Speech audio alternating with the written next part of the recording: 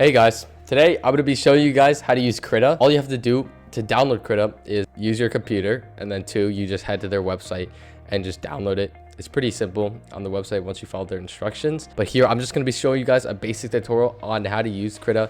There's a lot of things, a lot of tools Krita has. So I'll just go over the basic tools. First of all, we have new image creation, and then also opening an existing image. So for the purpose of this video, I'm just going to open up a new image so I can draw. And you can see there's all these like size settings. It's pretty much the same thing. Like if you've ever used any other drawing tool, a lot of the times they have settings like these. But here, I just want to go over the basic tools with you guys. So basically, you start off with the brush, pretty simple like most drawing tools. And there's also a bunch of different drawing presets. So over here, we have erasers. There's a few different types of erasers. You could just test them out.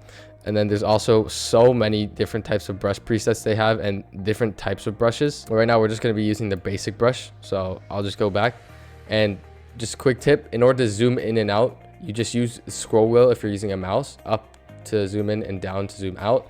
And then if you're on a trackpad, you want to use your two fingers. You move them upwards to zoom out and then move them down to zoom in. Next, I'm going to show you guys the different shapes. So we have rectangle tool.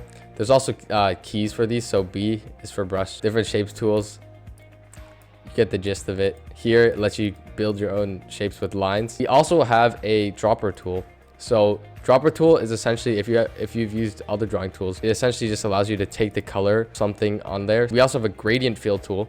So I'm gonna show you guys how to use this. Basically drag a line and then it fills a gradient a certain amount. So over here is where you get to pick a bunch of different gradients. Next, we have the fill tool, which click on something, just gonna fill it in. Basically it does it based on like lines, so it's pretty cool. It does it for you. There's a lot more features to this, but I pretty much just went over the basic drawing tools. Thanks for watching. I hope you learned something new.